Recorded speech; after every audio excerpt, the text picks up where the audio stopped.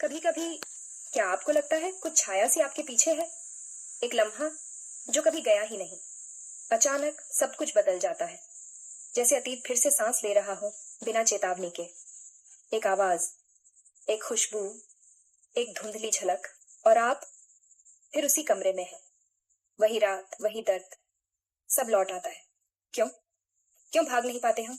अतीत, क्या वो कभी बीतता है या बस छुप जाता है?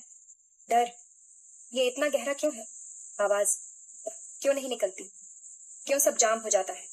अंदर क्या चल रहा है? क्यों सब बिखर रहा है? नहीं, आप पागल नहीं, नहीं आप कमजोर नहीं है। ये सब आपका दिमाग है। वो आपको बस बचाने की कोशिश कर रहा है। हमारा दिमाग दो हिस्सों में बंटा होता है, लेफ्ट ब्रेन और राइट ब्रेन। और ये दोनों अलग अलग तरह से सोचते हैं, महसूस करते हैं और प्रतिक्रिया देते हैं। जब हम सामान्य स्थिति में होते हैं तो ये दोनों हिस्से मिलकर काम करते हैं, लेकिन जब हम ट्रॉमा से गुजरते हैं तो ये संतुलन पूरी तरह बिगड़ जाता है। रिसर्च बताती है कि जैसे ही कोई ट्रॉमेटिक मेमोरी ट्रिगर होती है, राइट हेमिस्फीयर एक्टिवेट हो जाता है और लेफ्ट हेमिस्फीयर, जो कि लॉजिकल और लैंग्वेज प्रोसेसिंग करता है, डीएक्टिवेट हो जाता है।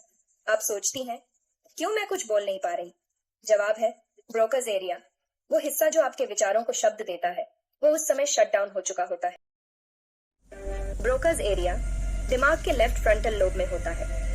यही हिस्सा हमें अपने अनुभवों को लॉजिकली सीक्वेंस करने और शब्दों में बयां करने की ताकत देता है। ट्रॉमा के दौरान यही हिस्सा ऑफलाइन हो जाता है, मतलब आप जो महसूस कर रही हैं उसे शब्दों में बदलने की क्षमता खो देती है और आप बस फ्रीज हो जाती हैं। इसलिए कभी कभी हम कहते हैं, मेरे मुंह से कुछ निकल ही नहीं पाया। जब ब्रोकस एरिया बंद हो जाता है तब दिमाग का एक और हिस्सा एक्टिव हो जाता है, ब्रॉडमैन्स एरिया 19। ये हिस्सा हमारी विजुअल कॉर्टेक्स में होता है और वही विजुअल मेमोरीज को एक्टिवेट करता है, जैसे कोई तस्वीर, कोई चेहरा, कोई आवाज, जो सीधा दिल को चीर देता है। ट्रॉमा हमें पूरे सीक्वेंस में याद नहीं आता, बल्कि फ्रैगमेंटेड इमेजेस, साउंड्स और स्मेल्स के टुकड़ों में वापस आता है। जब कोई ट्रिगर सामने आता है, जैसे कोई फेमिलियर चेहरा, आवाज या महक, तो राइट ब्रेन उसे ऐसे महसूस करता है जैसे वो घटना अभी हो रही हो। पर लेफ्ट ब्रेन, जो कह सकता है ये बस एक मेमोरी है, वो शांत होता है।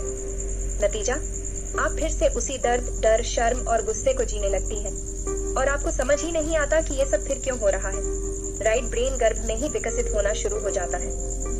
माँ की नजरें, स्पर्श और आवाज, ये सब नॉन वर्बल कम्युनिकेशन का हिस्सा होते हैं। लेकिन लेफ्ट ब्रेन, जो लैंग्वेज समझता है, वो बाद में आता है, जब हम बोलना सीखते हैं। इसलिए अगर ट्रॉमा बचपन में हुआ हो तो उसके पास कभी शब्द थे ही नहीं, बस रॉ इमोशंस और विजुअल्स थे, जो आज भी हमारे साथ हैं। कई सालों बाद हम अक्सर एक कवर स्टोरी बना लेते हैं, जो हमने सीखा होता है कहने के लिए, हाँ कुछ हुआ था लेकिन सब ठीक है, अब मुझे ज्यादा कुछ याद नहीं। लेकिन सच ये है कि असली दर्द उन कहानियों में नहीं होता। वो दिमाग के उन हिस्सों में छुपा होता है जो शब्दों से नहीं, एहसासों से बोलते हैं। जो हमने देखा वो चौंकाने वाला था।